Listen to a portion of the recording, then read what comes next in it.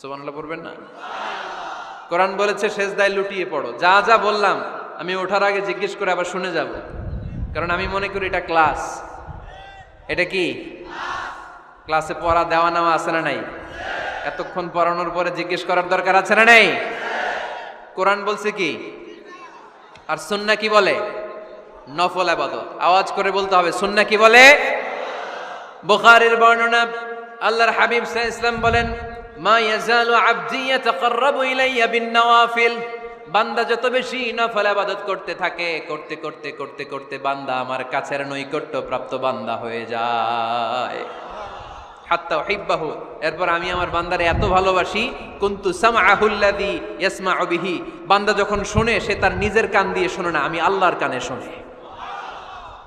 কুনতু বাসরাহুল্লাযী ইউবসিরু বিহি, বান্দা যখন দেখে নিজের চোখে দেখে না, আমি আল্লাহর চোখে দেখে। ওয়ায়াদাহুল্লাতী ইয়াবতিশু বিহা, বান্দা যখন কিছু ধরে বান্দার হাতে ধরে না, আমি আল্লাহর হাতে ধরে। ওয়ারিজলাহুল্লাতী ইয়ামশি বিহা, বান্দা যখন হেঁটে যায় ওর নিজের পায়ে হাঁটে না, কেমন যেন আমি আল্লাহর পায়ে হাঁটে। আওয়াজ করে বলতে হবে আল্লাহু আকবার।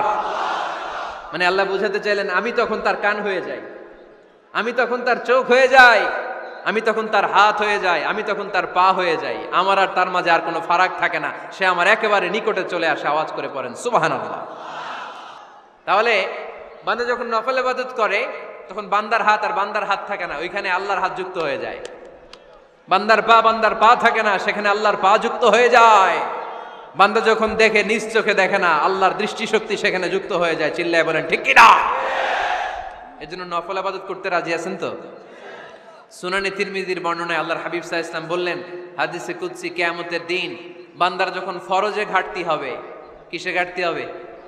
ফরজে। আল্লাহ পাক বলবেন, উনজুরু হাল্লি আবদি মিন তাতাওয়ু, ও ফেরেশতারা দেখো তো আমার বান্দা নফল করছে কিনা। ফরজে যেহেতু তার ঘাটতি, দেখো তো আমার বান্দার কোনো নফল ইবাদত আছে কিনা। ফেরেশতারা বলবে আছে। আল্লাহ বলবেন, তাহলে ফরজগুলার যেহেতু ঘাটতি, নফল থেকে কিছু এনে ফরজে বসাই দিয়ে এগুলোর ফরজ বানায় দাও। এজন্য নফল ইবাদতের দরকার আছে না নাই?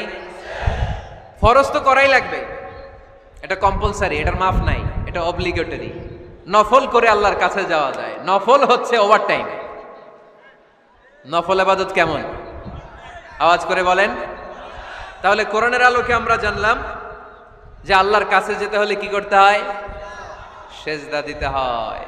আর সুন্নাহর আলোকে আমরা জানলাম আল্লাহর কাছে যেতে হলে কি করার মাধ্যমে কাছে যেতে হয়? আওয়াজ করে বলেন। নফল ইবাদত করতে রাজি আছেন সবাই?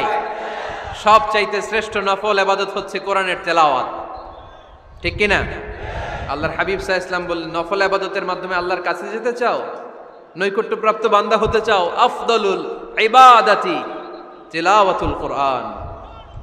সবচাইতে যত নফল ইবাদতের লিস্ট হতে পারে, এই লিস্টে র্যাঙ্কিং এ 1 নাম্বার থাকবে কোরআনের তেলাওয়াত। এই কোরআন তেলাওয়াত করতে রাজি আছেন তো? তাহলে কোরআন তেলাওয়াত করব। 2 নাম্বার তাহাজ্জুদের সালাত পড়ব। কিসের নামাজ? হুজুর ফজরই পড়তে পারি না। ফজরই যে ফজর পড়ে তার জন্যই না তাহাজ্জুদ, ঠিক কি না? ফজরই তো পড়তে পারি না, তাহাজ্জুদ করব কখন? তাহাজ্জুদ পড়লে আপনার মর্যাদা বাড়ায় দিবে কে? রব্বুল আলামিন বলেন, ওয়া মিনাল লাইলি ফাতাহাজ্জাদ বিহি নাফিলাতাল লাকা আসা আইয়াবআসাকা রাব্বুকা মাকামাম মাহমুদা। তাহাজ্জুদের নামাজ যারা পড়বে তাদের মর্যাদা বাড়িয়ে দেয় কে? আল্লাহ। কারণ ওই মুহূর্তে আল্লাহ প্রথম আকাশে নেমে আসেন আর ডাকে, আলা মিন মুস্তাগফিরিন আগফিরালা, কার ক্ষমা দরকার ক্ষমা চা, ক্ষমা করে দেব। আলা মিন মুস্তাকসিন আকসুলা, কার খাবারের দরকার পোশাকের দরকার চাও দিয়ে দেব। চাও, কার কি লাগবে চাও আমি দিয়ে দেব। এজন্য শেষ রাতের দোয়া আল্লাহ কবুল করে। এই যে রমজান আসতেছে না সামনে, কোন মাসে রমজান? এপ্রিলে। সেজদায়ে নত হও, অশ্রু ছাড়ো, প্রভুর শরণে হৃদয় গাড়ো। সেজদায়ে নত হও, অশ্রু ছাড়ো, প্রভুর শরণে হৃদয় গাড়ো, প্রাণ খুলে সব ব্যথা বলো প্রভুকে।